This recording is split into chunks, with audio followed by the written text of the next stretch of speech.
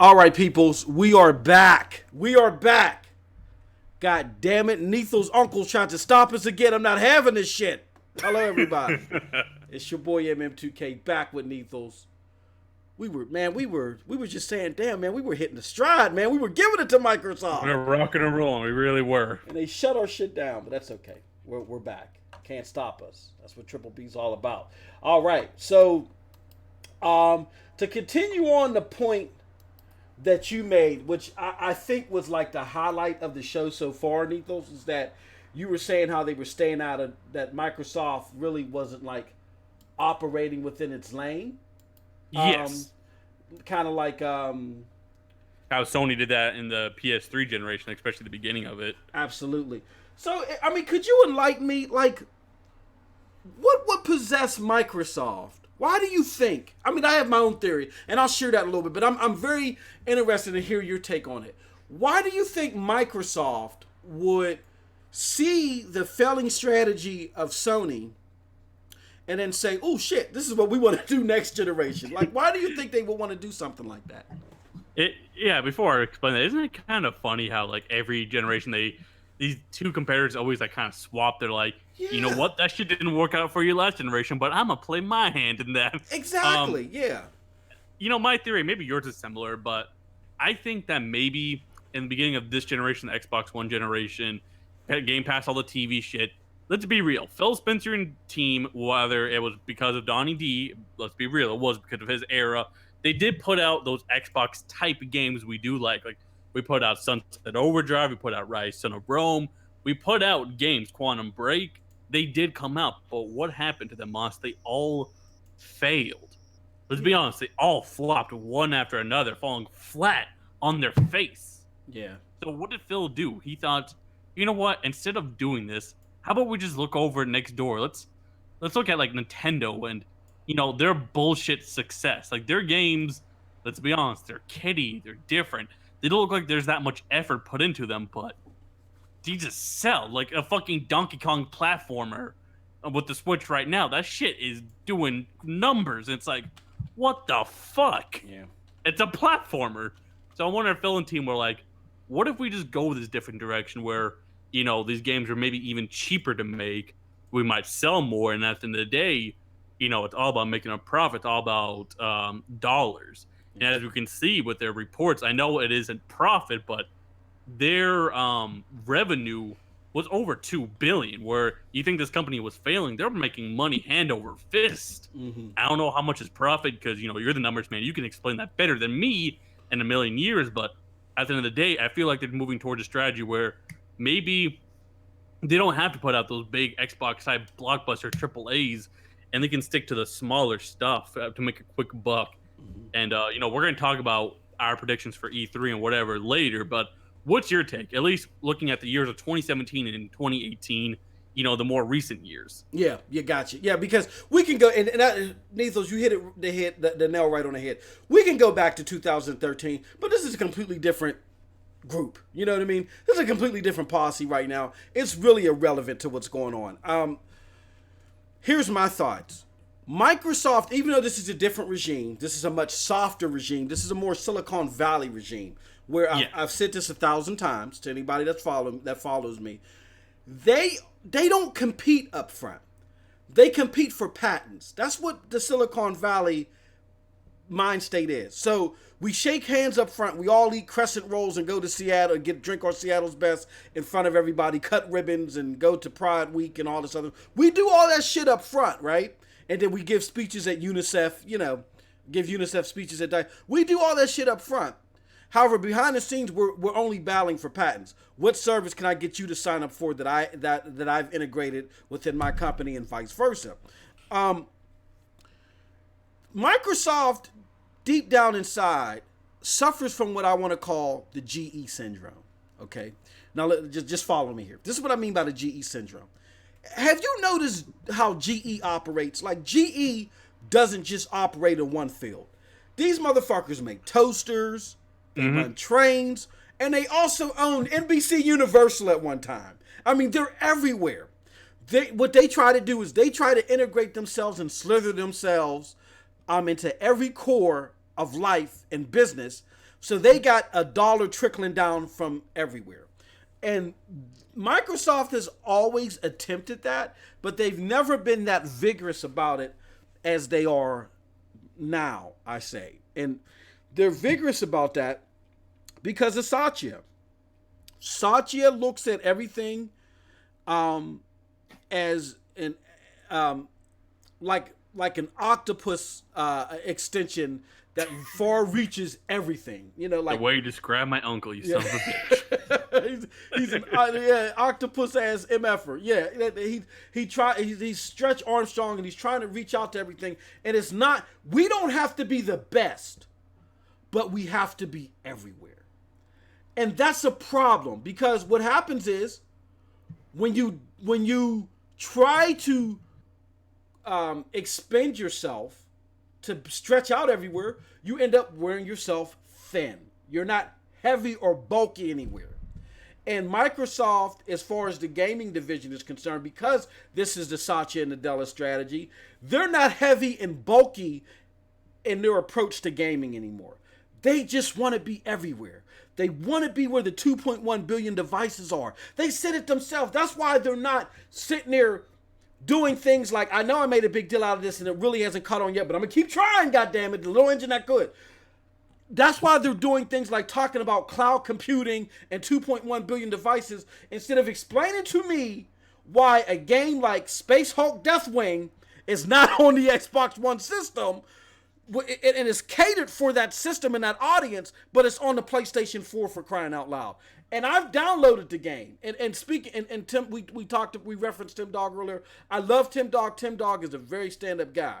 But he had mentioned to me on Twitter that, well, it's only a Metacritic 58. Okay, so Metacritic doesn't matter for State of Decay, but it matters as a damage controlling mechanism when Microsoft doesn't pick up a game that they're supposed to pick up. You know what I mean? So, like, what we have to do is we have to understand what is going on behind the scenes. This is something new that we haven't seen before. And we got to stop looking at it as in, Phil doesn't know what he's doing. They just don't, they're trying to grasp, they're trying to get their sea legs. They've gotten their sea legs. These are not stupid people. This is the strategy that they're looking to implement, and unless we make them see how detrimental it is to their pockets, they're going to keep going this way. Your thoughts, Nethilez? That was fucking good. We brought up the Tim Dog thing at 54 because I completely forgot about that shit. But even talking about Space Hulk, I gotta say, I remember seeing like, I think it was Tabasque or someone on Twitter recently got their PS4. I remember them playing like this kind of mech game co-op thing. I was like, what the hell is this? And then a few days later, you started bitching about Space Hulk, and I realized like the game I saw is the game you're talking about. And when I saw that game, I'm like, yes, you know, that looks like it's something that should be on Xbox. Like, shit, that looks like an Xbox game. But it's scary when you see, instead of an X showing up, you know, you see a square. Yeah. You're like, what? What? Hold on here. And I just don't get it. I've downloaded the game on Steam, Nethilez. Yeah. This is not, I'm not saying it's as good as a BioShock. I'm not saying it's the tell-all be-all. But if you're talking about a game that would really show the power of the X, and it's something that's nuanced, and it's within the demographic of the Xbox gamer who loves the sci-fi shooter, this is a game that definitely should be on the system. And my fear is what happened was this was slated to come out May 22nd on all three platforms, PC, Xbox, and PlayStation 4. And my fear is Sony being aggressive said, you know what? Warhammer, whoever the people that make this shit, man, we'll give you an extra $5 million. Here, don't even put this goddamn game on the Xbox. And then they went over to Phil and they called Phil and they said, hey, Phil, Sony's about to drop $5 million in a duffel bag for us not to release this game. You got a counter? And they probably looked at each other and said, nope, go about your business. we're gonna rest our laurels on Sea of Thieves and State of Decay. And it didn't quite work out how it did with what was that fucking shitty ass game? God, it's so shitty I can't even remember. Cliff, what was his recent game? Oh yeah, Oh Lawbreakers. yeah, Lawbreakers. Yeah, Yeah, it didn't work out like Lawbreakers like Phil probably thought it would. So exactly. Yeah. damn. I I don't know, man. I mean, what are your thoughts about my whole? I don't know, and people say, "Oh, MM2K, you're just wearing a tinfoil hat." And my conspiracy theory about them having a GE mentality, where they don't want to excel in anything; they just want to be everywhere. What are your thoughts on that? Well, I mean, I got with this in next year when we did a one-on-one after BJ's but I think you're hitting the nail on the head because while we want to say we're Xbox people, let's look at Phil Spencer and look at what he says. Yeah, absolutely, look at what he says. But at the end of the day, he works for someone. He works for my uncle, Satya Nadella, and Nadella has the mindset you're talking about. This motherfucker keeps talking about what? I want to be everywhere. I want an open system. I want to buy GitHub for $7 fucking billion because I can. Like, this motherfucker is trying to catch up to what Apple's been doing for the last few decades. And he's doing this in a short amount of time. And that's great for Microsoft. It makes money. He knows what he's doing business-wise. But, you know, for a sector like Xbox in particular, the shit doesn't fly. Like, we can get into it how, like, Xbox is now play anywhere. And mind you, play anywhere doesn't necessarily mean just on PC. Like, these motherfuckers are going to try to get to mobile. They're already making their way there. And he even said, like, in an interview that I want gamers to enjoy games no matter what platform they have. Like, don't be surprised if you start seeing more shit on Nintendo platforms. Hell, just at least an indie on the PlayStation. Like, these motherfuckers are trying to be everywhere and be that service because at the end of the day, they don't care about you. They don't care about Xbox being number one. They just care about who makes the most money. Yeah. Where they can get the most saturation and where they can have the widest footprint. Yep. Yeah, and what NextGen says, if it don't make dollars, it doesn't make sense. And, you know, Microsoft's biggest curse is they're too goddamn good at money, at business. Yep, absolutely. I mean, and I know we got a lot to cover. We got a lot to go over. I'm going to be honest with you. I'm disappointed in the decisions that have been made in regards to how they want to extend their business in the ways they're going about it. But it doesn't surprise me. This Fortune. Look, if you're a Fortune, you can't. This is why you can't trust any Fortune 500 company. So you ponies out there, just like the Xbox, you sitting there waxing, wood buffing, and wax on, wax off, doing the Daniel-san on Sony and Yoshida. Y'all just as simple because last generation when Sony had the worst multi-plats, even though they were making you pay for a $600 system that was going to last you 2 gens, when they compromised through poor security integration, 30 million accounts, they were going to charge developers extra bandwidth that was going to trickle down to us, the gamers, and so on and so on. I mean, it's just on and on. You guys clinched on to Sony. People were saying, no one played Sony systems. That's bullpucky because Sony at its highest gap was only down 8 million consoles from Xbox. It just seemed a lot larger than that because the generation prior, they were so far ahead, 150 million to 24 million, you know, and them losing even just by 8 million was such a wide swing that the impact felt larger than what it was. But they were only down 8 million at the highest point Sony was. So this is just a message to all gamers. Like, you can't trust these Fortune 500 companies. So I'm not so much just blown away that Microsoft is trying this because this ain't the first time that Microsoft or any Fortune 500 company tried something boneheaded. The problem that I have is with the gamers. This console war has taken us so far into the outer regions that we don't want to concede anything that our company of choice is doing wrong out of fear that someone across the street is going to sit there and go laughing and stomping their feet. You know how kids at the playground do, I told you your shoes were 2 years old. You know, we're so superficial and we're worried about what they're saying across the street that we are not willing to, you know, bring the criticism at the level that we need to bring it.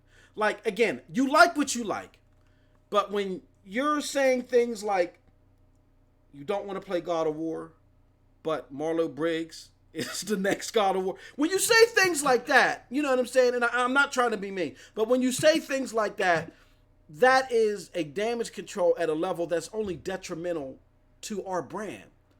And my question to you before we move on to our next part, Nethilez, is what can we say? I mean, how can we bring this across to the Xbox gamers to make them understand this? Because it's just not sinking in. It's like they have tunnel vision and they're focused on across the street. If I admit that Shannon Loftus may not be the best person suited for that job, then those PlayStation people are going to laugh at me and they're going to say, I told you so. And I'm worried more about that than the implementation of my company choice. What can we do to get them to focus on the right parts here? Well, old and wise Xbot told me, these people that are damage controlling, being so short-sighted, they're looking at this console war like it's their favorite goddamn sports team that they get offended when you criticize it because that's like criticizing their team that they worked hard to make or some shit. Yeah. At the end of the day, you have to realize when you take L's and you can't be apologetic to a fucking corporation. I think you and your experience with the Fortune 500 world can understand that better than anybody, that at the end of the day, you're a consumer and these people don't give a fuck about you. Exactly. They just want your money. Mm-hmm. And if you don't tell them how you want to give them your money, I'm not saying, it's a bad thing that you want to have your company to do better, to be better. At the end of the day, you're going to give them money, at least tell them how you would like to give them your money. That's the point of criticizing and saying, this game isn't good. Do a game like God of War or what have you.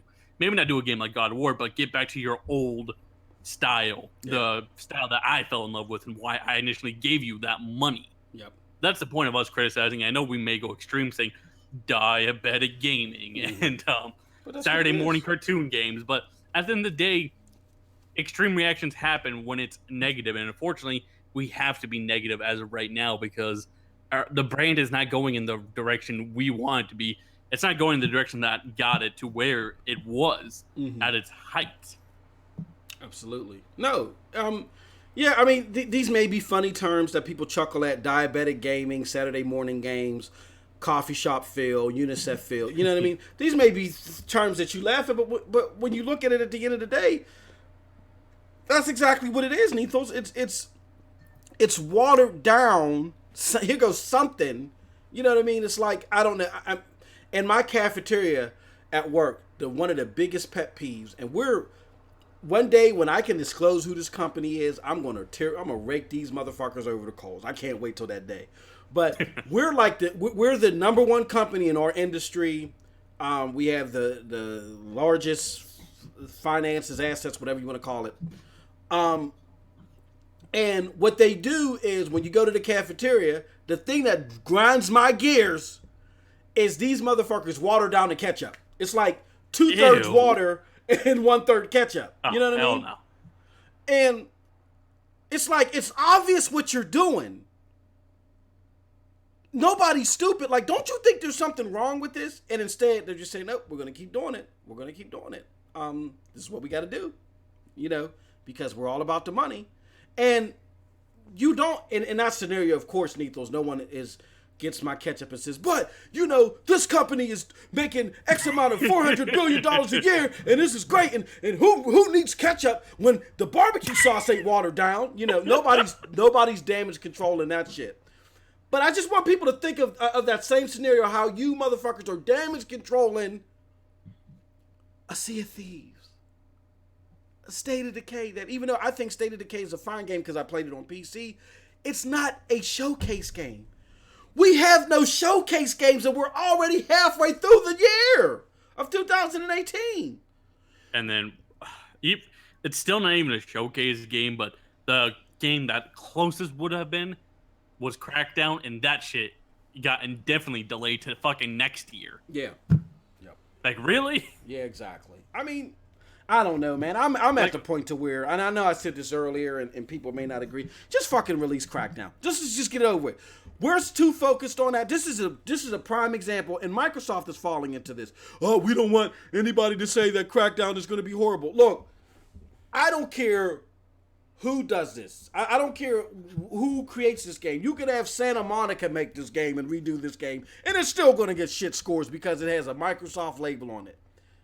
Put the fucking game out and move on. You know what I mean? Get some games that can really get us riled up on here and move on. Because you're wasting time and resources on a game that, unless you're going to completely redo the visuals, still does not solve the problem of you not making the box sing. Not making this $500 box sing with this cel-shaded shit. Again, I don't hate Crackdown, but it is not a showcase type of game. You're wasting time trying to make it a showcase type of game. Put it out and move on. Yeah, and as Porter Rock said, he's pretty wise, I'll have to admit. He says that these games like Sea of Thieves, Crackdown, State of Decay, it isn't that necessarily they were bad from what they should have been, because they were always going to probably be like this, how they came out. Well, except for State of Decay 2 being buggy at first, but we could talk about that in some other video. Yeah. But anyways, it wasn't that these games came out the wrong way or anything. They were always going to come out more or less like this. Yeah. But it's the fact that you made your Benchwarmers your new starting lineup. Yeah, absolutely. That's the problem. Like, as you said, we have no showcase games. It's because these games were supposed to be the side games, the games that go with the showcase game, and just, you know what, even if they sucked, oh well, you could rely on your showcase game. Like, we're talking about Days Gone, a Sony exclusive. And I'm not saying this game's going to be bad, but some people said, you know, if it does end up being bad, who gives a fuck? There's been plenty of other great PlayStation exclusives. So you can think of their Days Gone being that side game, like how State of Decay, Sea of Thieves is our side games, but the difference is Sony got out their showcases. Yep. Microsoft doesn't even have any. I want to get to the chat real quick, and then we can move on to the next section. Yeah. Which is where we're going to talk about what people, or whatever you think, Nethilez. I'll let you guide that ship. Because I've had plenty of Zimas and I'm feeling good right now. My man Neverland in the chat says, MM2K, you're exactly right about Xbox trying to be that student that just wants to get by and doesn't try to excel in anything. I mean, what are your thoughts, Nethilez, on that? Oh, at the end of the day, yeah. It just seems Xbox is more irrelevant, doesn't it? Like, yeah. You don't say, like, you go say, like, I'm an Xbox gamer. You're like, it's almost embarrassing. Yeah, they're like, why? You say you're a fucking PlayStation gamer, or people have already accepted you're a weirdo and you just play on the Switch or something. But, like, it's almost embarrassing to say, yeah, my Xbox is my main primary console. Yeah. Like, that's how you know it's bad. If fucking the brand is at that state. At least back in the PS3 and 360 era, people were like, okay, you're playing on the PS3, you're different, but oh well. They got games up there. Xbox One, let's be real. Everyone's saying it now. We got no games. Yep. Absolutely.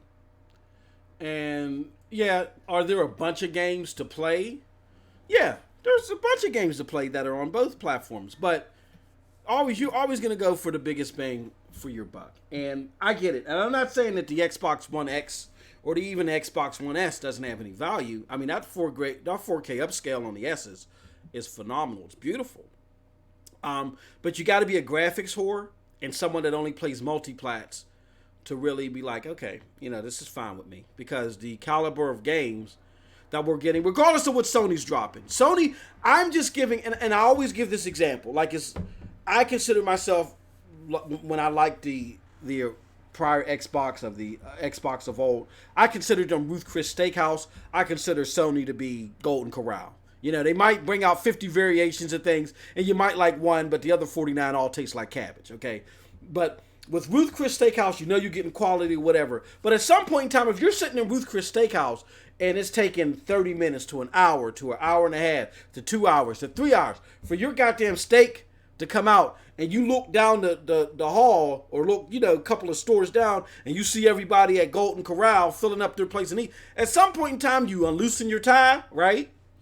You walk out that motherfucker, you go to Golden Corral, you take off your suit jacket, you go to Golden Corral, and you load your shit up with some butterfly shrimp. You know, because you gotta eat. You gotta eat. And to your point, Nethilez, where everybody's saying, look, why are you an Xbox gamer? What is your point of being an Xbox gamer? I mean, yeah, you could bring up shit, but then, like you said, it's kind of embarrassing to the average gamer to even, they don't even want to mention it, because Microsoft is not giving. You gotta give red meat in this game. You just gotta do it. It's mind share. You gotta give red meat. You gotta compete. You gotta give red meat. This Silicon Valley shit is not gonna work, and I'm not saying it's not gonna work for us. It's not gonna work for them because, as I said before, if the hardcore, like the casuals, even though they may not be the most adept and the most knowledgeable, they know that. They're like, I'm just a casual this and I'm a casual that. I don't know everything about what this company does. So I'm going to look and see what the experts say. And when they go talk to the experts, the hardcore, the Xbox enthusiasts, and when the Xbox enthusiasts say, you know what, Xbox used to have our back in their first generation. Exactly, the glory days. Exactly, in the glory days, but they're not about shit right now. Then the casual's going to say, oh, well, not fucking with you on Xbox. I'm not downloading shit of yours. And not just one casual's going to say that, but all of them are going to say that because they move in herds, you know? And you want to know when that casual herd happens, Marty Moss? And, you know, it always comes back down to fucking BJ's T podcast. Mm-hmm. Tim Dog always says, you know, this E3 is make it or break it, but Microsoft doesn't see that because is it really make it or break it? They make $2 billion in revenue. Like, does the shit really matter? Yeah. And to his credit, no, it doesn't. No matter how bad the Xbox One does and like having the E3 shows or whatever, it doesn't really matter. But it will matter when the next generation comes around, when the Xbox 2 and PS5 start rolling around, and people are going to remember the Xbox One. They're going to remember that generation, and they're going to fucking go for that PS5 because they're going to know how good that PS4 life was over there, how they had all those exclusives, all those marketing ties, getting Battlefront DLC early, Call of Duty DLC early, getting games like God of War and shit. They're going to remember. They're going to know. Yeah. And, you know, for the Xbox One, you could say play anywhere. So if you have a PC, you good anyways. Like, it just, everything on the Xbox side makes them look weaker compared to the competition. Like, even the example you brought up earlier with Space Hulk, like, that's a theory, which I'm pretty sure you're more or less right anyways on. And you want to go with that fucking badass company over there. It's like, you know what? Fuck the competition. We're going to pay you a little extra just so you can have your game over to here instead of over there. Yeah. You're going to go with that motherfucker. Exactly. He knows what he's doing. Yep. They're like, hey, look, I have a niche title, which the Warhammer titles are. I mean, apparently they're doing well enough to where they can last. I have a niche title. I want to bring this to console when we do the enhanced edition. However, I don't want to, you know, work on mass production of discs and all pay for all the other shit with the risks that there are because, frankly put, Microsoft, you don't have a large saturation of consoles out there. You know what I mean?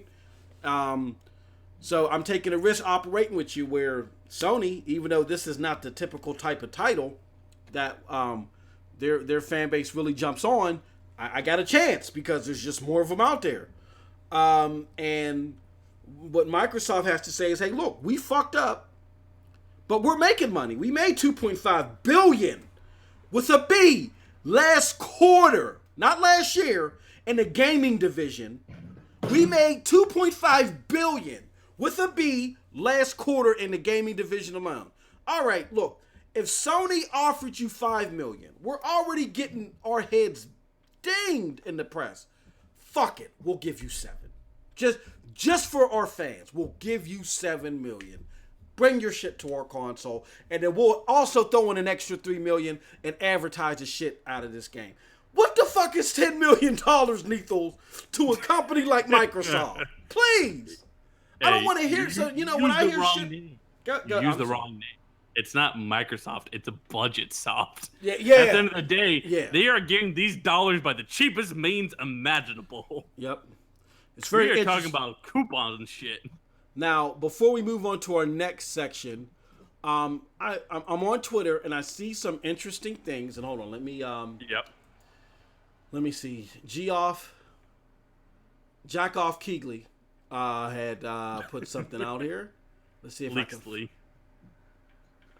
don't think I can find it.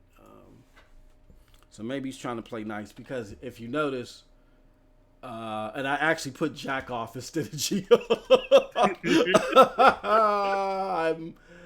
I'm toasty. All right, so Geoff. All right, so let me do this. Hold on, let me go to stream. Okay, going to transition this over. I don't know if you can see in the screen. And then what I'll also do, Nethilez, so you can see it too, is I will share my screen. Share screen. Okay. This one right here. Okay, share. All right, so I'm sharing my screen with you. All right, so I'm on Geoff's page, and well, first here goes something from Phil Spencer. He says, okay, it is 15. Yeah.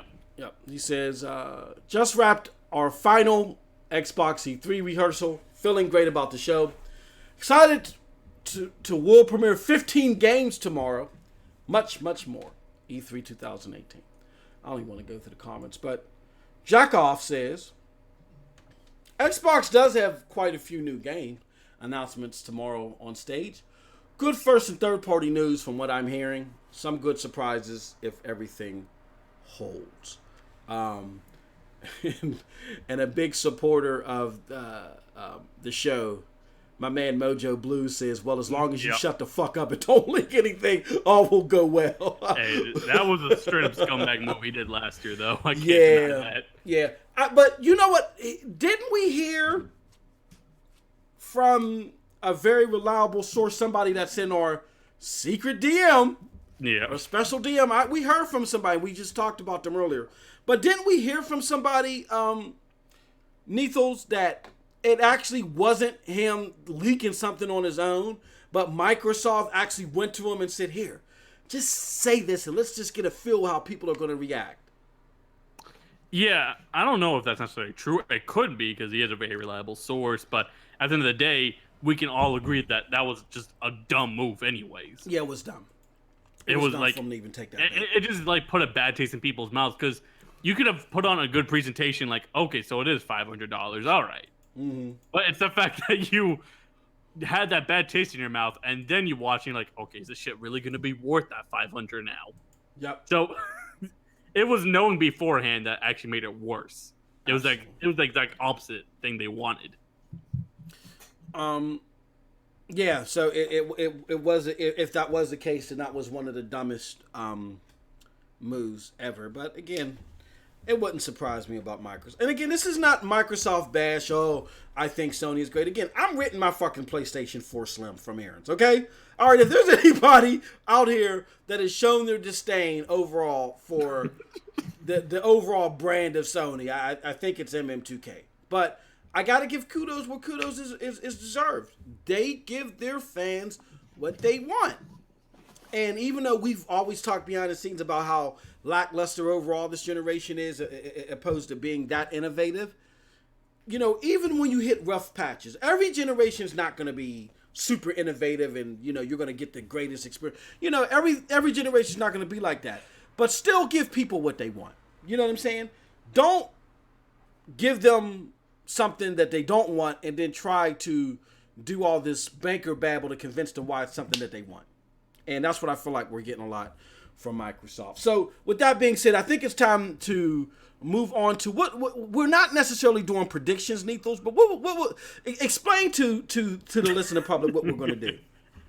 Okay, well, me and Mighty Moss, before we did the show, decided that it would be kind of cheesy to do E3 predictions because that's what everyone else is doing, and I'm not trying to downplay that or anything. That's cool if you want to do it, but that's not our style. So we thought it'd be funny to take some popular predictions from, you know, famous Xbox YouTubers on a certain podcast that I guest starred on, and I ranked them from, you know, realistic to more wild card to wish list. Yeah, exactly. Yeah. And we're gonna just go down like one by one. So cool. Let's start off with the realistic. Okay. So Forza Horizon 4, obviously that's gonna be there. We can agree to that. Mm-hmm. We can also agree that Gears of War to some capacity will be there, whether it's a spinoff, whether it's DLC. It's there because they keep advertising Gears of War stuff on like their, you know, promo reel outside of their E3 booth. This is a good one. Halo Master Chief Collection will be showcased and fixed with a, you know, matchmaking, Xbox One X enhancements, and so on. And this is something I don't agree with, but maybe with a recent trend of maybe they'll do a Halo Battle Royale. But in my opinion, it'd probably be better to do a Gears of War Battle Royale because I think that's how you could do a Battle Royale differently And I think Gears of War kind of works with that aspect of how, like, it's very duck and cover. It's you're almost afraid because Gears of War always had that thing where you have one life. That's how it always did best, and you're always afraid to lose that life. So I think that'll be better. You'll probably see Splinter Cell, Division 2, of course, Metro again, Tomb Raider, finally the world premiere of it. You might see that Rocksteady Superman game, Assassin's Creed Odyssey. So we're really getting to third party shit now. Yep. You might see like a Japanese game like the Kingdom Hearts 2.5 trilogy come back, or the Yakuza games. I'm probably not going to buy Yakuza, but I'll check out Kingdom Hearts if that come. You will see the goddamn Sea of Thieves roadmap. I guarantee you Sea of Thieves is going to be there in some capacity. You might see cloud compute stuff because we are going to have Crackdown, of course. The Crackdown reintroduction where they just show off the multiplayer instead of the fucking dumbass campaign that no one gave a shit about. Literally. I don't know why they showcased that. That was the dumbest shit I've ever seen. Yeah, that was. Well, somebody that didn't know what they were doing. Yep. And, this isn't in particular order, of course. And then you'll also see the Elite Controller 2.0, which I'm going to buy because I fucking hate my controller. Like, I bought a battery pack from GameStop, like, they were playing Charger Kit, and that shit's, like, broken. So I can't wait to get the Elite Controller. That will be my replacement. Game Pass, maybe Xbox Live integration, which we could talk about how, Microsoft tries to push services. So I wonder if they're going to start bundling Xbox Live with Xbox's Game Pass to really get that number higher. Because I think they're going to rely heavily on Game Pass. Because we can agree that type of Netflix gaming service is the future. They've been saying this for a while. Yep. You see EA really going full blown on it with their Premier service and Origin. Ubisoft or whoever is probably going to do their own version very soon. Then you might get Gallagher, who I think worked at Crystal Dynamics. And then maybe they'll talk about that new Quadruple A studio and Santa Monica, because Xbox is opening their own studio over there. And, that's for the realistic section. I think we can agree most of that stuff is probably going to be at this E3. Like, we want a fanboy and do wild predictions, but that's the realistic list.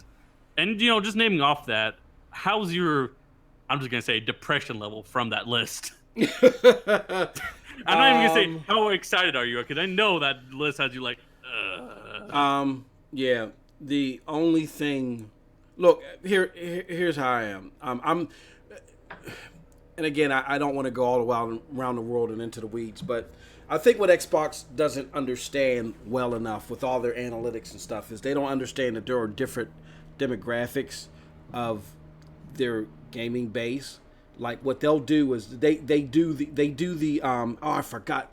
I think we call it rubber stamp analytics, meaning you have a theory of who your type of gamer is, and you only look at numbers that support that theory. You don't look at everything in totality. So what is MM2K saying in English? I'm basically saying is that a lot of that stuff that they think caters to the masses in totality doesn't. Like, okay, Nethilez, you're a big time Halo fan. Yeah. I'm not a big time Halo fan. I agree with you. I think Battle Royale will be better suited with Gears. And some of that other stuff, like the only thing that interests me out of that, and I agree with you in totality that in all likelihood, that's the most realistic list that we're going to see. I think a Battle Royale with Gears would be better suited, but I'm thinking that it's going to come with Halo instead. Having the Master Chief Collection fixed when it's basically just a remake is pathetic, but I agree with you. I think that's what we're going to be shown. And I also think that there is going to be some type of integration with Game Pass and Live. Because let's be honest here, especially after EA's announcement of their version of EA Origins Plus, where you can get their entire library for $15 a month. EA has a kick-ass library where Game Pass doesn't.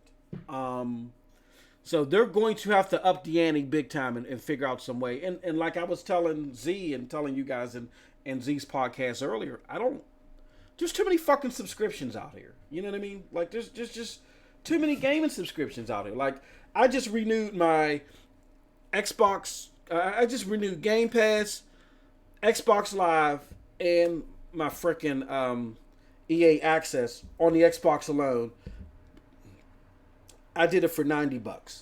and it got me Depressed. Yeah, it got me depressed. Like, what the fuck? I mean, like, so where's at some point in time, and then for me to think about that and say, well, why am I going to all this shit? And 90% of this shit that I'm getting access to, I'm not even playing. Like, what's the point? But that's what they bank on. That's what these services bank on. So at some point in time, when you wake up and realize you're just throwing money out there in the middle of the street and you're getting beaten in the head with a cash register, it's like, okay, now it's time for you to show me some real quality product for this service that I'm paying for. And they got to do something. I hope, I believe you in that list, Nethilez. They have Game Pass and Live being combined in some fashion to reduce that price and up the service has to happen. Has to happen. Absolutely. Like, even I would can sign up for it because I love my Xbox Live, even though it probably should be free, but whatever. I like Xbox Live Gold, and Game Pass is a cool service, but if I can get them bundled in together for maybe $20 off and doing it separately, I would be happy. Absolutely. They got to do something. And I think Microsoft would be happy that I'm locked into that shit. Exactly. I mean, think about it. If you do that for like $100 to $80 a year, shit, they're happy with that. Because remember when Microsoft, at the announcement of the first parties going to Game Pass, and they were talking about this whole roadmap about how you would be able to go to GameStop and get 6 months for $60 or something like that, like you would buy a $60 game. I haven't heard anything else from that. And I don't even actually know if that's ever been put into production. Yeah, I think it was only beta tested, and I don't think the beta went over well when they fucking got word, because obviously GameStop knows about this shit way before we would find out about it. So, EA and all those companies, you're like, GameStop, your days are fucking numbered. Yeah, yep. Our people 6996 in the chat says, being messy, talking about Voodoo Vets Battle Royale instead. Yeah, man, you run around with the fucking trash can people. Yeah, man, it's they from that list. I'm underwhelmed. I am underwhelmed, but I agree in totality. That's what we're likely going to see. If I was, it's very realistic, and it's sad because originally when we would do this shit, I know me and MM2K are trying to be different, but normally you would start with the prediction first and then move on to what would make you happy. But it's just so depressing. When I read it, I was like, we have to go the other way around. And we're right at the doorstep, Nethilez. There's no need for us to be playing this silly shit. Like, I think this is the right way to do it. Like, let's be realistic of what's going on, and let's talk about what we really think that they need to do. Yeah, and you know what? I also have some other parts in the wild card and wish list, and maybe this will make us happy or give us a good chuckle. But going for the wild cards, fuck it, Battletoads is coming back, baby. Season 4 of Killer Instinct, if that game isn't already dead, or a new Killer Instinct. Oh, dude, I got Mech Salt Revival. Yep. Made by War Gameplay. I think those people who make the tank game. I forgot what the hell that's called, War of Tanks or something. And maybe some Xbox VR, which even you alluded to earlier. Yep. And the Broadband Bullies show. Yep. Absolutely. And what do you think about those wild cards? Maybe those are our surprises we get. All right, let's go. Let's hit the wild cards, man. You got to run down those wild cards, man. What you started off? Yeah, Battletoads. What the fuck do you think is gonna happen with Battletoads? We keep hearing about that. Didn't Phil come out on stage a few years ago with a Battletoad shirt? He did, and he even for the longest time on his Twitter had like Rash or whatever. It was a Battletoad like in his hand, like it was all pixelated and everything like the old game. So this motherfucker's been teasing a Battletoads thing forever. We never seen it. Yeah, I think that was Phil is a, and I've alluded to this in previous streams. Phil is a sympathizer. He has that sympathizer psychology about him, meaning he wants you to feel like that he feels you. You know what I mean? And I don't think that the Battletoads thing more or less was like a sign of things to come, like when Sean Layton came out there with the what was that they just remade? Sony just remade. Crash. Crash. There was another one too, but yeah, when he was wearing the Crash shirts, like that was a precursor to them, to Crash coming out. That's not what Phil does. What Phil, you everything's subliminal with him, where he's just trying to connect to you and calm you down and slowly brush the back of your head so you can relax and let him beat you in the head with a cash Yeah, register. and I absolutely agree with that. Like, okay, at first he was doing like the cold crash thing because technically they copied the whole crash shirt from Phil Spencer doing that type of shit. Yep. But I think it originally was coming that maybe he would do Battletoads because they really did tease it in a way. Like, I remember Battletoads suddenly showed up and Shovel Knight, and like, who knows where they'll show up next? Yeah. We're like, yeah, we're getting a new Battletoads, and maybe it's just a 2.5 platformer, whatever. It's coming back somehow. Mm-hmm. And I think it turned to like Phil Spencer saying, "Is this shit really worth even making? Is the production really worth it?" Mm-hmm. So I think that's when he changed his profile picture away from that, Yeah. and he did the Homer Simpson back into the bush thing. Yeah, he's just yeah. Yeah, he did that gif. No, that's exactly what he does. So I think the Battletoads is that unfortunately it was just Phil trying to put on his psychology hat and trying to stroke the back of your head and be like, hey, I'm with you, fella. I'm with you, guy. I'm a gamer too. I'm a gamer too. I got the shirt. But it was, and back with the rare old dead IPs, Killer Instinct. I mean, we used to hype up this game so fucking much. But first of all, I'm not even saying season 4 is not happening. But do you think a Killer Instinct 2 is coming out?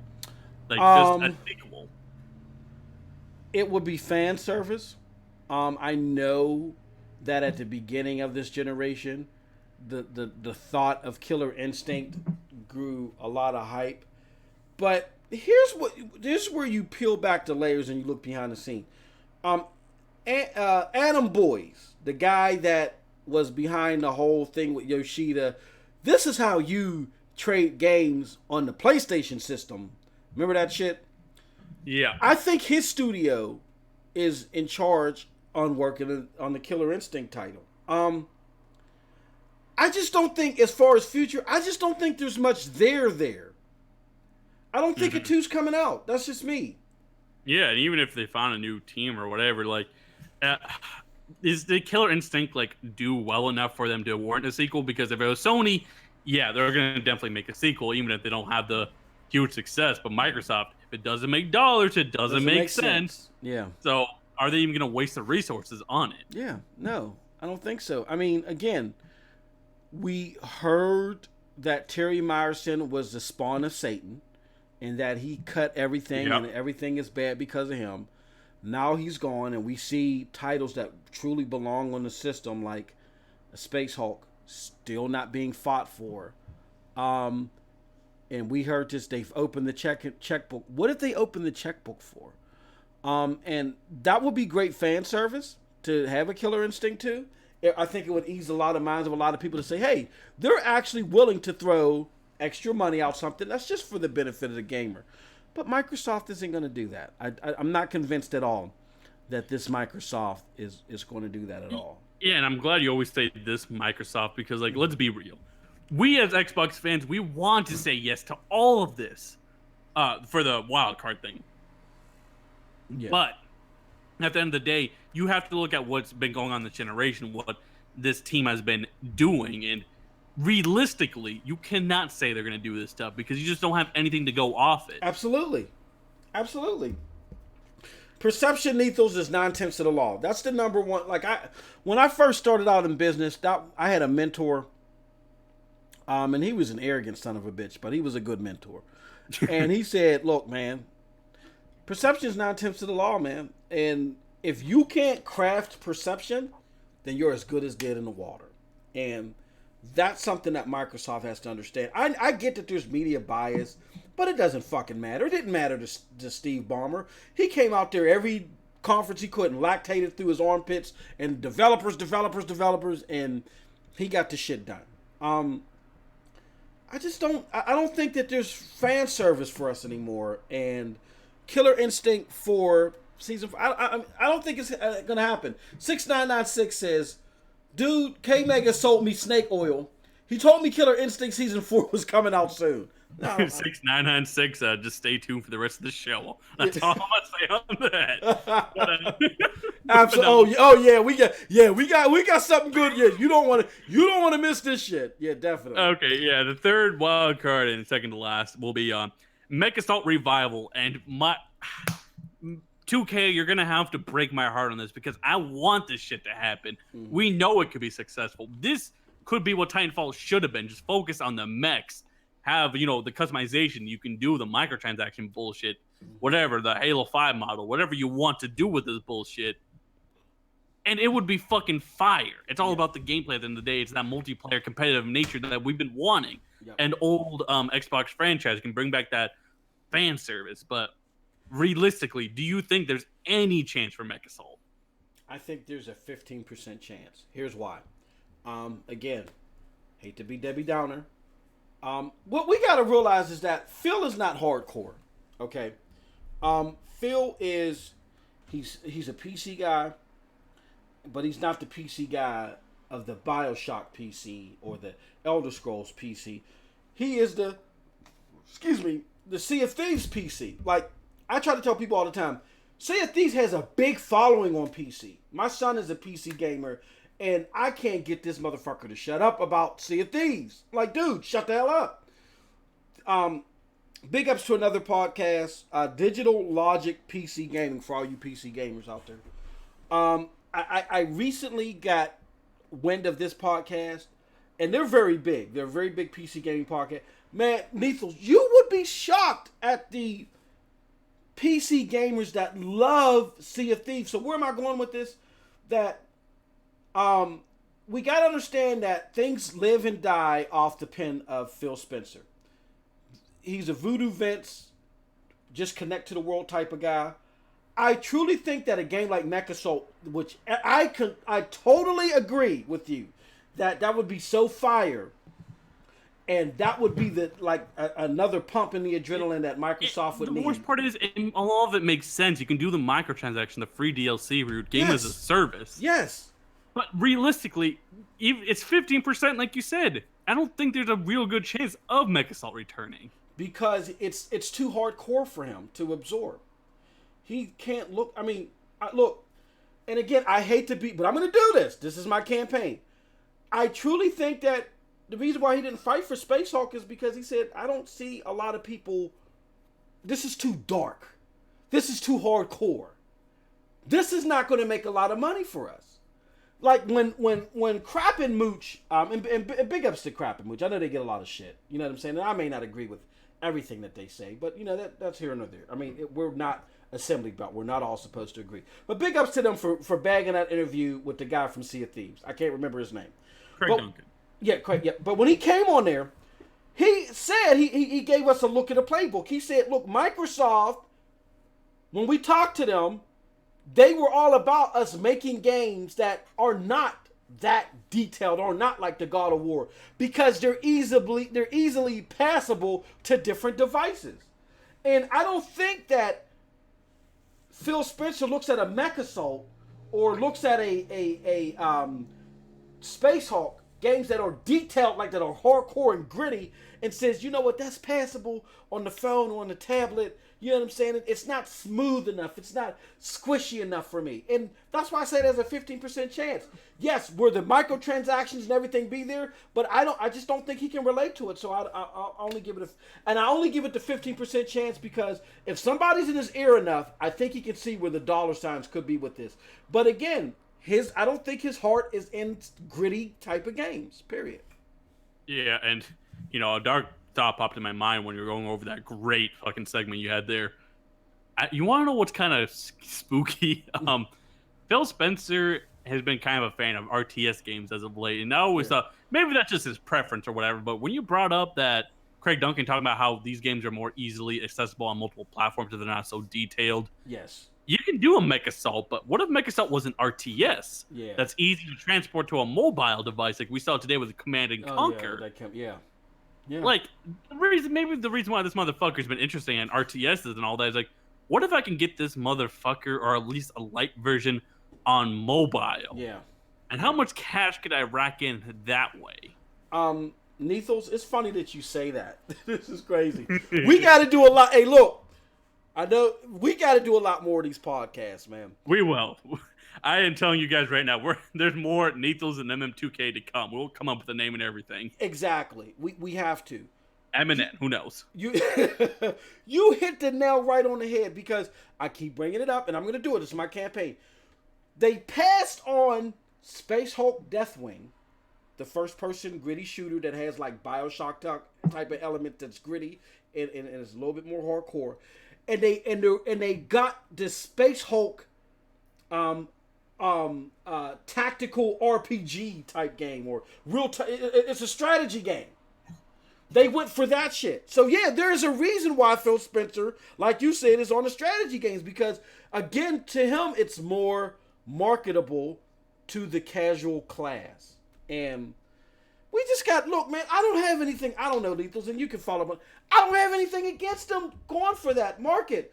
But why are you throwing us to the side? Why are we just chicken shit all of a sudden? I don't get it. I don't know. What are your thoughts on that? I mean, it's exactly it. Like, we're literally buying your fucking console.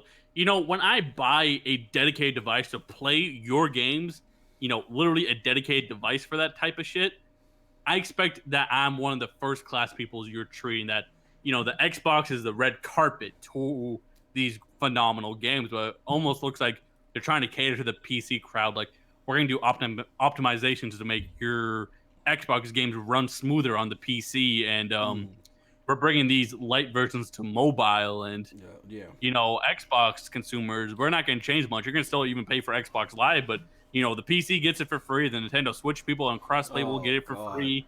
Like, when you think about it, we are getting fucked up over here. Yeah, we are staying on brand loyalty at this point. This is like damage control to the nth degree. And again, you bring up an interesting point. I brought this up in a previous thing. We could talk until our heads fall off, and we can, you know, we could talk about this when we get to the end of this, but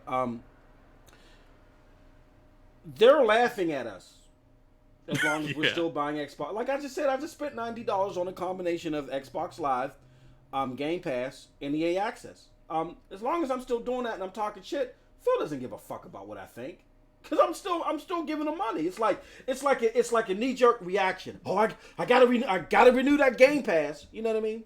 So as long as I still have that knee-jerk reaction, Phil doesn't really give a fuck. He has no motivation to give a fuck. With that being said, do we have any more wild cards out there?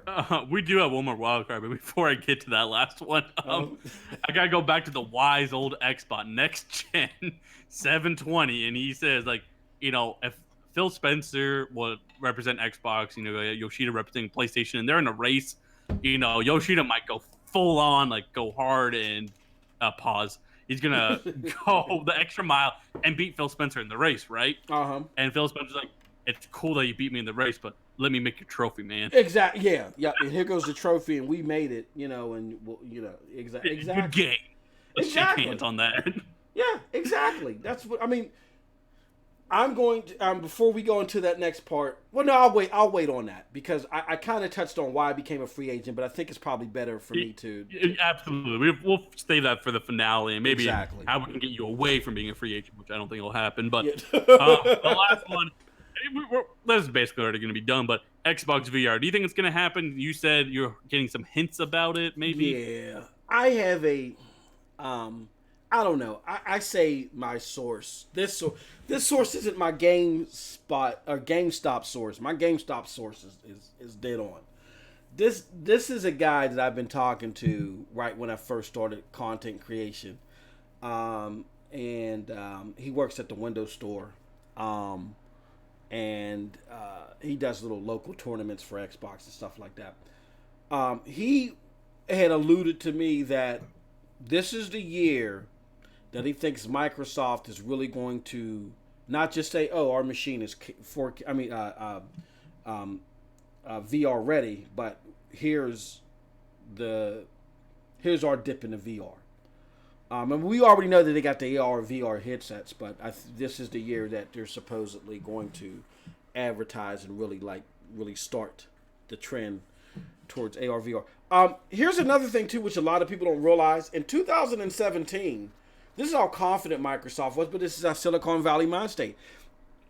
They not only invited Steam to look at their AR VR technology, but they also invited Sony over.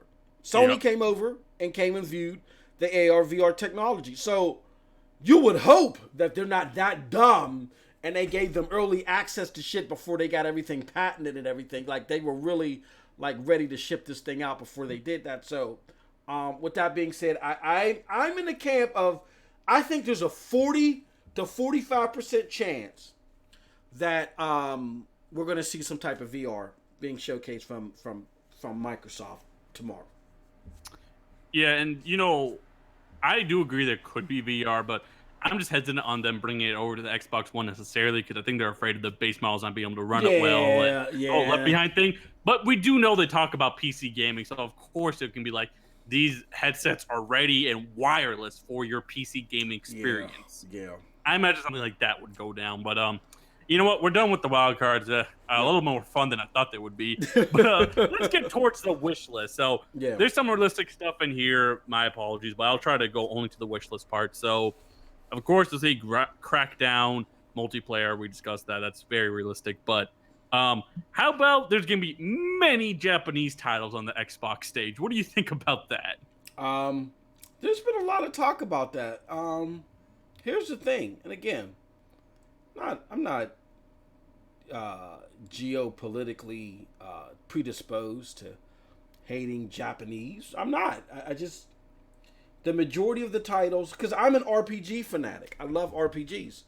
But you had Kojima himself say a few years ago that the Japanese, a lot of the Japanese titles aren't hitting that stride. I mean, again, we had Monster Hunter Worlds, but who's still really talking about that right now? You know, I mean, there's a lot of hype and bursts and stuff like that, and then it just fizzles away with a lot of the games this year. Just not the Japanese games. So basically what I'm trying to say is I paid close attention to an interview that Sean Layton gave not too long ago where he said, he admitted that what Sony did is they relied a lot on the indie developers because that's all they had. And then once they started hitting their stride with being able to getting close to releasing their exclusive titles, that they dumped the indie developers and they went to the Japanese developers and they said, hey, we know you're about to drop the shit on mobile, but instead of dropping it on mobile, just add a little buffer to it and put it on the PlayStation 4. And it's to the point to where, well, the reason why I bring it up is because, yeah, I think that Phil went over there as a knee-jerk reaction to people complaining about Microsoft not having enough Japanese titles on there. But with that being said, so what? You know, I mean, only get the good ones. Monster Hunter World, okay, get the ones that are exceptions. Sean Layton told you himself that most of the Japanese games were just filler. They were about to put them on mobile. So how good are these fucking games? They're not that great in totality. Yeah. And even to the point, and I'll just finish this point with this. GameSpot had an article where they said the worst ranked games of 2017. And I may have said this earlier in part 1. The vast majority of those games that were the worst ranked games of 2017 were the Japanese ports that Sean Layton talked about that were on the PlayStation 4. Though I want to say at least 75-80% of them were these Japanese games. So, as a knee-jerk reaction, Phil goes over and gets these shitty games and brings them over here. And what does it do? Nothing. It does nothing. So, do I believe that they're coming over? I say there's a 35% chance we're going to see them. If that 35% chance comes to fruition, do I think it means much? No. Absolutely. Like you said, Nethilez, are you jumping on Yakuza? No. I straight up said I will not touch that game. I saw Z play that. I was like, I don't know about that. Yeah. 6996 in the chat says, hey, man, Code Vein looks awesome. Yeah, like I said, pull the exceptions. Yeah, there's exceptions, absolutely. Like fucking Dragon Ball Fighter Z. That game's fire. Yeah, exactly. Yeah, pull the exceptions, definitely. But to just say, okay, at mass, we got all these titles coming where you had Kojima himself say, look, we're not hitting our stride yet. You know, with his weird ass. You know, that's a lot for him to say that shit. I'm not against these games coming. I'm just saying the reason I put this on the wish list is like, I don't think you're going to see these at E3 necessarily. Yeah, like, that's very fanfare service. Yeah, that is some fan. Like, yeah, Microsoft does have to increase its library. You know, absolutely. I can't be a hypocrite and say we're Space Hulk, Deathwing, and it has a Metacritic of 58, even though on Steam its rating is a lot higher, and people don't get to enjoy their Japanese developed games. That would be hypocritical of me. So yeah, you're totally right. Nethilez. Yeah, they got to bring them over. Yeah, and speaking from Hammer here in the chat, Sony's a Japanese company, so that's why they get these games. And we're gonna have to do a whole nother podcast because this one's running a little long. But me and MM2K, we go hard on this ship. So either way, the reason why they get those games, of course, is because it's a Japanese company, and the PlayStation just sells fairly well in Japan, where the Xbox notoriously sells bad, and especially with the Xbox One is literally dumpster fires over there in Japan. That shit does not sell. They might sell 6 in a month. I'm not even joking. So that's why you're not getting those Japanese imports. They've even had to advertise they're advertising the Xbox One X or the Xbox One S as a Blu-ray player and not a gaming console in Japan. And they still won't buy that shit. They don't care as a 4K Blu-ray player. Exactly. But moving on. Okay, this is actually sort of realistic, but do you think we'll see Vanquish 2 on the Xbox stage? And if we do see it, it will be a multi-plat. That's a realistic part of it and not exclusive. I say no because doesn't Platinum Games make that? You know what? I think they actually might. I know it's Sega owned, but I think Platinum Games at least made the first one. Yeah. If Platinum Games doesn't make the second one, then yeah. If the IP is owned by the developer, then no. If it's owned by the publisher, then yeah, I think it's very likely. I think Sega owns Vanquish because Sega likes to own the shit. Yeah. If that's the case, then yeah, I would give that a 55 to 60% chance. I can't help it. I deal with numbers. I would give that a 55 to 60% chance, only because of the feeling that I get because of Vanquish becoming backwards compatible. To talk about it, and I really, and then again, it's a Japanese title, and Phil went over there, and I can see that definitely, there's been a lot of buzz about that. I can see that coming to fruition more than not. Yeah, and even though I put this in the wish list thing, and you would think it would be kind of realistic, just going off Phil Spencer's style of showing his games, do you think there's any chance of we see a Fable reboot here? I'm not saying Fable the reboot isn't happening, but rather, do you think we'll see it this early? Well, I'll tell you this, Nethilez. Damn, you stopped me. But here's my thoughts on that. I think more than whether they will or not, if they do, then that is a very good fucking sign. Because that then tells us that they finally understand what they don't know from earlier on, and they're making strides in the right direction. Like, we know that the Fable reboot is a ways off, and if they show something about that, because we know that's not typical of this new regime as of recent, if they show Fable at some capacity, that I think that's a positive sign. I mean, they still got to do other things with that. But that would be a positive sign to me. Yeah, and I think we can agree there is a very good chance a Fable reboot is at least in the works. Yeah. But it's like, do you honestly think they would be confident enough to show it this early? They should show something. They should talk about it. Metroid maybe just like throw the name on the stage. Absolutely. Like get a couple of those, like Matt said, those smelly looking, dirty looking fucking geeks, and just get them to talk about it. Just drop a thumbnail. You can tell I'm a YouTuber. Drop a thumbnail on the screen and, just pan in on it. Have a couple of motherfuckers talk about it. Then boom, Fable.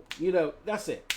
That's it. Because when Last of Us was announced, it basically was some fucking trees and a rope that was shown. And then it said Last of Us 2. And the crowd went fucking bananas. Like, come on. That's all you got to do. I mean, they literally just showed, like, Smash Brothers logo, and people lost their shit. Yes. You gotta give the red meat. I'm sorry. Put down your Seattle's best, uncross your legs, get off your fucking stool, and give us some red meat. And that's all you gotta do. That's very simple. Drop a thumbnail, get a couple of nerds out there to talk their isms about Fable, pan in on a thumbnail, Fable. And then make sure you announce on stage this is a traditional Fable, because people were like, well, is that going to be another Legends type thing? Yeah. No, you got to say this is a traditional Fable reboot or what have you. Moving on. Yep. Quantum Break 2. Do you think that's a thing? I hear people talking about it. No. Here's why. And I know I can be long-winded. I'm gonna try to be short with this. Quantum Break was a very ambitious game that Microsoft pretty much drummed up. Microsoft is good at somebody presenting them with an idea.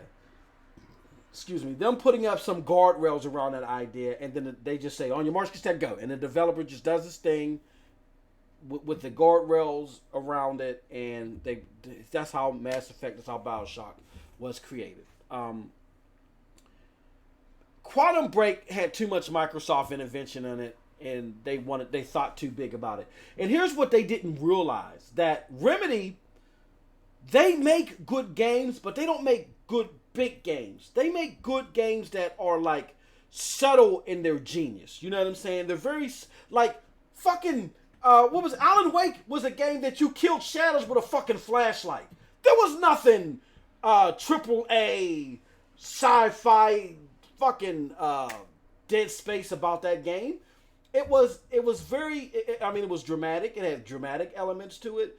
But the mechanics of it were ingenious, but they weren't that grand. And I think that they thought that they said, "Oh, because this Remedy can make a good story, they can just take all this fluff with all this big sci-fi shit and give us something big." So basically, what I'm trying to say, Nethilez, is that I think they overestimated what Remedy was able to do. Remedy makes good games, but they're good niche games, and they're very smart games. They're not these big grandiose games. Who would they give it to? Because Remedy's not going to do it, I don't think. Who would they give a Quantum Break to? Well, all I'm going to say is you can't give it to anyone. Like, literally, Quantum Break is Remedy. Like, no one else can do that shit. Yeah. Like, or else it'll just be, like, a bad ripoff of what was Quantum Break. Exactly. You know. Like, they had Remedy put their unique style on that shit. I don't think anybody could replicate that. Mm-hmm. Or nor would they even want to, let's be real. Like, even if you paid someone, they're like, put my name on Quantum Break? Nah. Yep. But moving down the list, I think this might give away who I get this list from, but oh well. Rise 2. What do you think, MM2K? Dog shit. No, Rise 2. No, Rise wasn't a bad game, but there's not going to be a Rise 2. No, 0% chance. The fucking, who was it? Crytek would rather go down with their dog shit ship than fucking let Microsoft make Rise 2. That's the sad part. The next DLC for God of War will release on Xbox before Rise 2 does. It sounded this is actually a kind of realistic one, but whatever. Sunset Overdrive enhancements, not for the first game. I'm not talking about a sequel. Do you think that would happen? No. No. Okay. I think because they're. I mean, not saying that Sucker Punch can't walk and chew gum at the same time. But no, I don't. I think if they're going to dance with the devil again, which is Microsoft, they want to do a full-fledged sequel. No, I don't think they're going to. Yep. And Matt B, you know who I'm referring to. He will take the stage, and he will talk about a Joanna Dark reboot with maybe Tomb Raider-esque traits / Uncharted traits. Making that third-person over-the-action top game. We're hearing a lot about that. You know what my thoughts are, Nethel? I like the Perfect Dark Zero. I thought was a very good, innovative game with the suitcases that turned into guns and shit. I thought that was like different, even though it was a launch title, and of course it may have not aged the best, but it was a very good. I don't know. I mean, it would be cool to see the franchise still being utilized, but I don't. Everyone's excited about hearing that. I'm not. I want to see a bigger and better Perfect Dark Zero, personally. But that's just me. I kind of get what you're saying, but I think we have to kind of compromise on that because, as we said, you want to have fanfare, but you can't be so unrealistic about it. It is a business at the end of the day. Yeah. So maybe they can do kind of a hybrid, like use those Shanghai assets we saw from way back when they first introduced Black Tusk Studios, which is now the Coalition. Yeah. Make that a Joanna-esque game, and have Joanna Dark gameplay mechanics. Like maybe you can have the suitcase stuff and what have you. Like bring in traits from the older titles, but kind of reinvented. Like how God of War reinvented itself. Yep. This is kind of like Joanna Dark reinventing herself into a third third perspective action game. Yeah. No, I can dig that. I can definitely dig that. Yeah, because you're gonna have to transform her and make her modern for today's climate. Yep. No, absolutely. And because let's be real, if Tomb Raider stuck to the old Tomb Raider mechanics, that franchise would have died in the reboot. They had to go the Uncharted route. Oh. But going down the list again, so Microsoft starts making episodic games that are kind of Telltale like. And before I have you go on that, I hope they're not totally Telltale like, but you know what game would have fucking been amazing for Game Pass and which they actually passed on? What's that? A Way Out. That game screams Game Pass. And if they want to just make cheap budget games just as filler, I'm not saying as your main appetizer, but just filler, I wouldn't even mind that. Because that game was actually kind of fun to play through. I think what Microsoft understood at first, but then lost sight of, is that this Game Pass is reminding me of Steam earlier on. When Steam first came out, it was full of bullshit junk. It was hated. Yeah, junk. Junk games, right? And then until it grew, until it got its first big breaks. So you said, and again, I don't know the complete history of A Way Out, but you said they passed on A Way Out? Yeah, so originally the devs who made The Way Out originally went to Microsoft. I think they went to other publishers, but Microsoft was at least one of them, and Microsoft passed on it. I don't know if this was in Donnie D days or something, but they passed on this Lord. shit. I can get it maybe if it was Donnie D, because Donnie D was thinking real big and broad. I just think that Donnie D was trying to do big and broad on a budget. You know what I mean? Like that was Donnie D's vice. He was trying to do all this shit, clipping coupons like Mama's Family and shit. Where he went to fucking Obsidian. And don't get me wrong, Obsidian's a fine developer, but when you think big, I think like the A-Team at BioShock, fucking Bethesda under Todd Howard. You know what I'm saying? Like, yeah, because he had those resources on hand. Like, think about it, he got Titanfall and everything, so he had the getaway to get into that type of shit. Absolutely. Like, you don't go to something genre defining to Obsidian. Again, fine developer, but I think they more or less just fill your catalog with something good. Absolutely, and even though we're talking a little bit shit about Donnie D, I will say at least he did a better job than what Phil Spencer is trying to do right now. Yeah. Phil has to. Phil has to channel in his inner Seamus and inner Peter Moore, which doesn't exist. So he has to hire a Seamus or a Peter Moore. He needs help, man.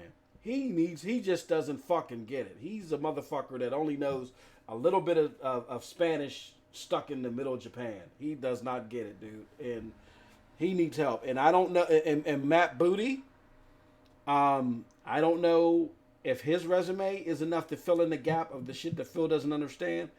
But who's the guy that they hired that they're going to give the new studio to?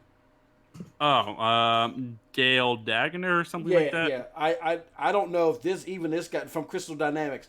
I don't even know if this guy is enough. I mean, don't get me wrong, Tomb Raider reboot is excellent, but I mean, you need somebody with some true grit to really like be in Phil's ear and be like, you're a little bit too fucking pansy on this shit, dude. Like, really, Yeah.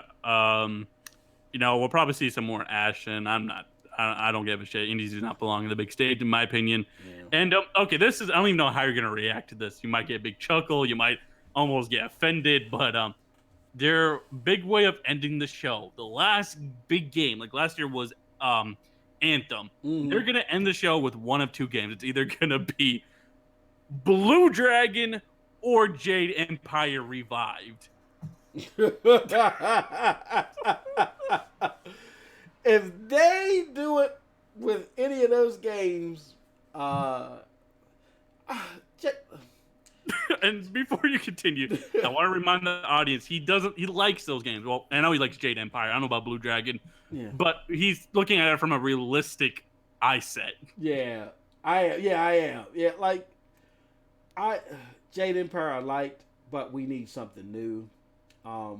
Blue Dragon, again, I'm an RPG nut, but Blue Dragon was okay, but it was good. It was okay. It was a solid game, and it was okay, but it's not something. It's something for you to say, oh, Blue Dragon. Yeah, I didn't mind that shit. You know what I'm saying? That was pretty good. Not no, oh man, I've been dying and scratching my neck like Tyrone Biggums off of Dave Chappelle. I gotta have some Blue Dragon. No, Blue Dragon doesn't do that for me.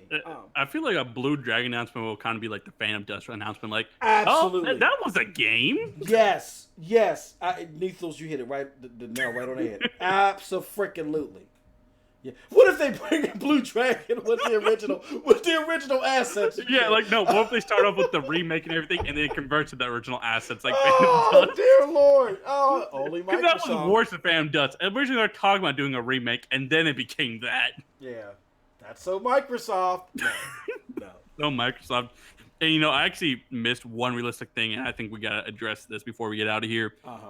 Do you think we will see an Xbox avatar? Not them showing off Xbox avatar overall, because that will happen, but do you think you'll see Xbox avatar games?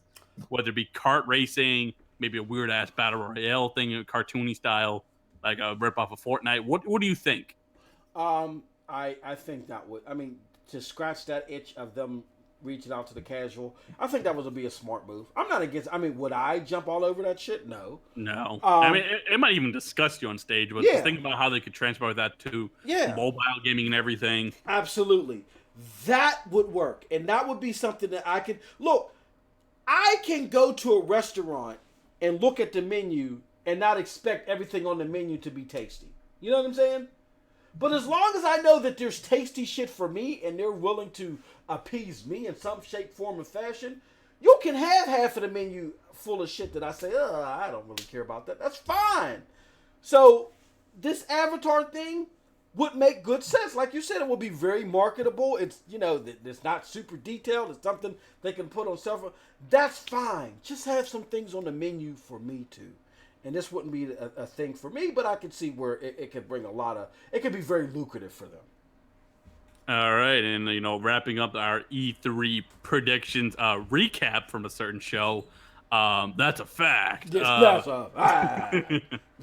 anyways, we're probably about to get out of here. We're gonna give our closing thoughts on E3, and circling back to the beginning of the show. So, Mighty Moss, you've said you've gone free agent. Yeah, and you kind of explained why, but not really. Just maybe do a quick recap. What would have made you not necessarily go free agent, or rather, what would win you back into having faith in Xbox? I'm not saying you're going to love your Xbox all of a sudden, but you're like, you know what? Maybe I'll stick with these motherfuckers a little bit longer. Nethilez, here's the cold hard truth. For those that have been following me, and again, I go from like next thing from one space to the next space real quick. So I get it. It may have been hard for people to reach this, but the straw that broke the camel's back for me, and again, because I just had a vibe that when Phil Spencer was the man in charge, because one of my first video was Phil Spencer got a promotion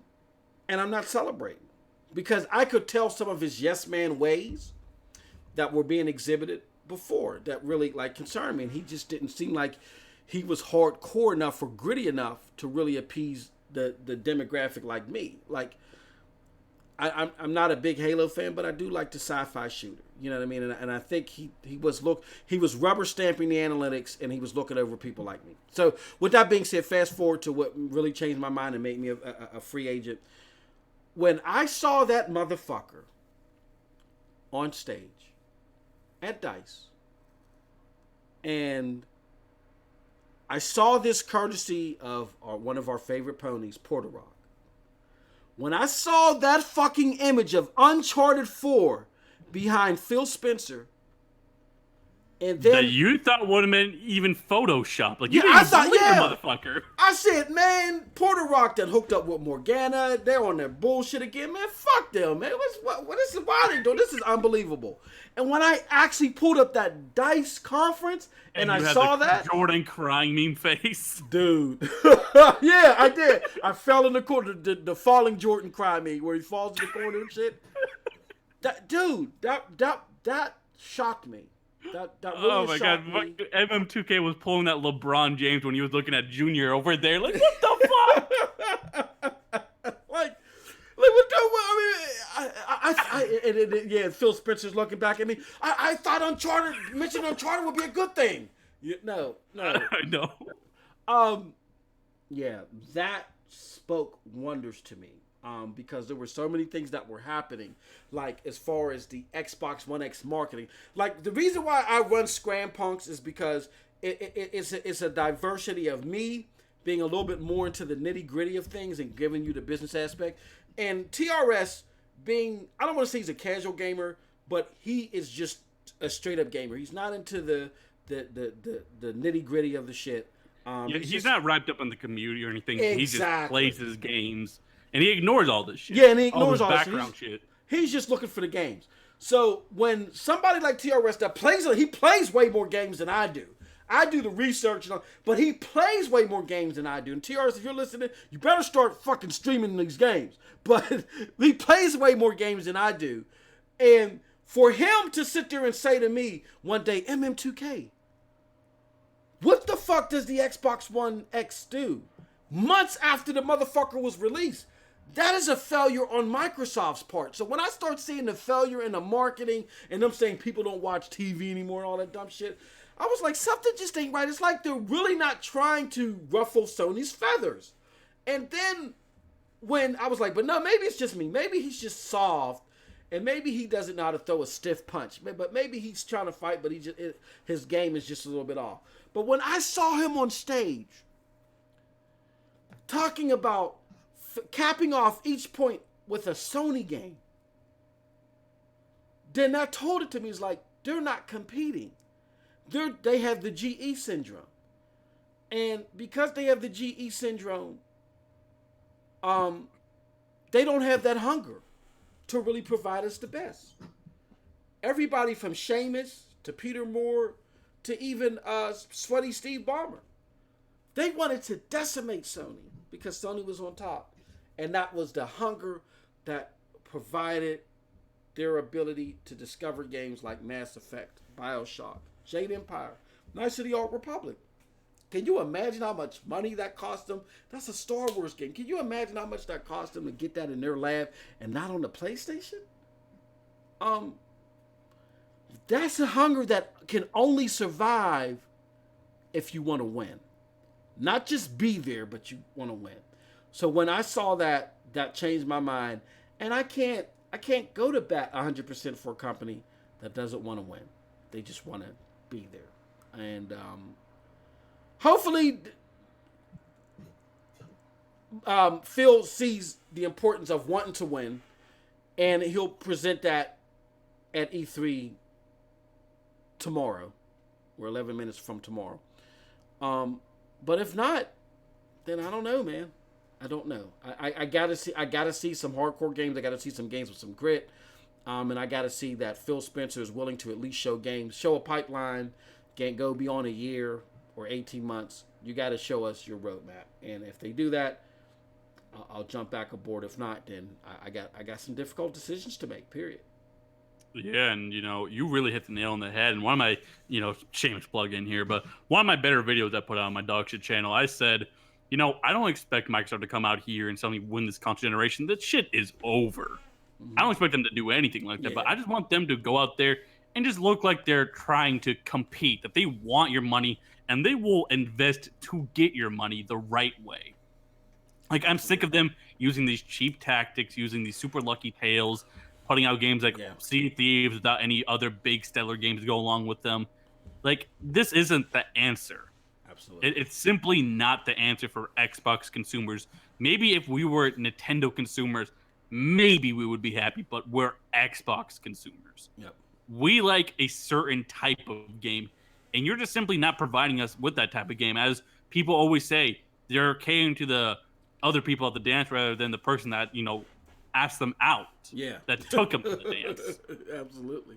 Like, I don't know what the fuck they're trying to do, but at the end of the day, when it comes to the next generation, like I allude to, you're going to see when this shit mattered.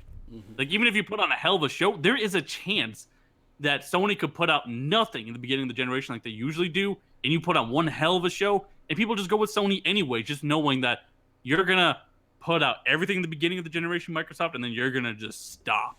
Yeah. Yep. And it's sad that it's come to this point. And I'm an Xbox consumer. I want to fanboy out. We don't like being this depressing, this real. But at the end of the day, you have to be real because I'm not gonna just send them money just to send them money. Yeah. I'm a consumer. Mm-hmm. If I can get a better service elsewhere, yeah, then why am I sticking with you? Exactly. The shit ain't free. And I celebrate a brand. I don't celebrate the employees there. You know what I mean? Like, you could. I celebrate a brand of grittiness, of hardcore, of cutting edge, of innovation. I don't celebrate the brand of half-assed, buggy, affordable, basically, and just cheap run-of-the-mill, and for the cookie cutter and for the masses. I don't celebrate that. So even though it may still bear the same name, it's of a different game. And I am of the generations past Xbox and not the current generation Xbox. And if you don't like it, so the fuck what? Phil Spencer, my message to you, my friend, is hopefully you understand. You know what you don't know. As a manager as well, nowhere near on the scale as you. You got to understand what you don't know. You got to deploy the right people. You're not a hardcore, gritty type of guy, and that's okay because you have other talents. But you have to understand where your talents are not, and you have to deploy the right people there. And everybody's not going to want to be the best or have Seattle's best coffee or whatever. Some people might have a little edge to them. You got to have enough balls to deal with them. I think what it makes me feel like is that he wants everybody to be so friendly and so soft-minded that anybody with any grit doesn't get a play at Microsoft, or they get seriously muted, and that's problematic to me. And unless I can see that you understand where your talents don't lay, because everybody has flaws. Until you understand where your talents don't lay, and you can show that, and you can fill that gap with people that have those talents that you don't have, then, like Nethil said, we just got to go elsewhere, period. Yeah, and it sucks that we're so depressing. Literally right before E3, like the shit is in what, like fucking 12 hours? No, not even 12 hours, way less than that. And this is how we are. Yeah. Like this is what it's been like to the lead up to this particular E3. We had a lead up to last year's E3, and while they showed me great multiplex and showed me the power of what the X could do, I will give them that. This is the E3 to show us that you want to fight for our money. Yeah, absolutely. I don't have confidence that they will put on a show like that, but they have 15 world gameplay premieres, a lot less than last year's, but maybe they mean they have less because they're going to show bigger games. That's my hope for it, and you know what? I don't know. I don't know how it's going to play out, but I'm still going to be hoping for the best because I want to be an Xbox fanboy, and I don't like being so depressed. I mean, you don't like being so fucking depressing either. Yep. You're fucking MM2K. Yeah, exactly. You're fired up. Look at your background. You have planes. You don't like this type of shit. We have like water behind us right now. Exactly. Yeah. It sucks. We got that crying meme, the one that you pulled out with the Xbox hat and the pink shirt and shit. Yeah. That shit. I will post never get up over in that the fucking chat. Triple B, thumbnail. what's going on? Post up. With a post up. We're about to wrap this shit up, but yeah. It sucks that we have to be like this right before apparently gonna be a big day. And this E3 sounds so weird because at first they were saying 2 hours, but now it's gonna be closer to 100 minutes. But Aaron Greenberg keeps saying weird shit like we're going a little longer this year. I don't know if he means we're going longer by 10 minutes. Yeah, exactly. But I don't know what the fuck they're doing over there. Clearly there's a miscommunication. Because he even quoted Phil Spencer's tweets like, what the fuck are you doing? But hey, it is what it is. And you brought up to the point where Phil Spencer might be muting people who might be opposed to his like kind of vision. And we see that with like a Rare developer who said Sea of Thieves is very lackluster and repetitive, and he got fired. And even that Crackdown developer that gave Z some info, I doubt he's even there anymore. But even he said that game is having issues. But clearly he was muted. Yep. But you know what? With that said, this is a fucking Broadband Bully production. Absolutely. We're wrapping this shit up. And you know what? Me and Monty Moss are going to do this shit more. And no, it's not going to be a weekly podcast because there's too many goddamn podcasts out there. But anytime me and Monty Moss need to sit down, we're going to just schedule something out. And we will announce it on Twitter. And we will do a one-on-one that can go on for fucking 3 hours for all we know. Exactly. Me and you Me and you can talk forever. Now, Like, I could do they see that on 3 hours Beastfire. by myself. So everyone get your marshmallow, get your s'mores, pull out your fucking cot, take off from work, whatever you need to Yeah, do. Mighty Moss. This motherfucker's drunk right now. That's how you know he's passionate about this dumb shit. Yeah, But man. Yeah, but yeah, no, we're wrapping up now. Yep, Nethilez hit so much good shit, and we got to do this more often, and we will. So we will. Me and Nethilez will talk. We'll figure out the capacity, and we're going to do a lot more of this. You know what I mean? And we're going to host it on his channel too. Anytime we gotta sit down, we will. Absolutely. So with that being said, I want to thank everybody for joining us. Big ups to our Triple B brother Post Up, Neverland in the chat. Bama Hammer, man, appreciate you for subbing. Sub to my man Nethil's channel as well, 6996, the Bang House, and I believe that is it. So thank you everybody for joining us. Sorry for the difficulties earlier, but you got 2 banging shows now that you can listen to. Work in progress. Absolutely, and definitely keep a broadband. Peace. Oh, you have a wonderful gaming day. We're going to do, I don't know, Nethilez, what do you think? We're going to, I'm pretty sure Triple B is going to do something for the Microsoft press conference. So just stay tuned. Whenever we're not filming with Triple B, check out pntsnetwork.com. Go to our E3 2018 page. I'll be doing something there when Triple B's not doing something. Have a wonderful gaming day and keep a broadband. Peace.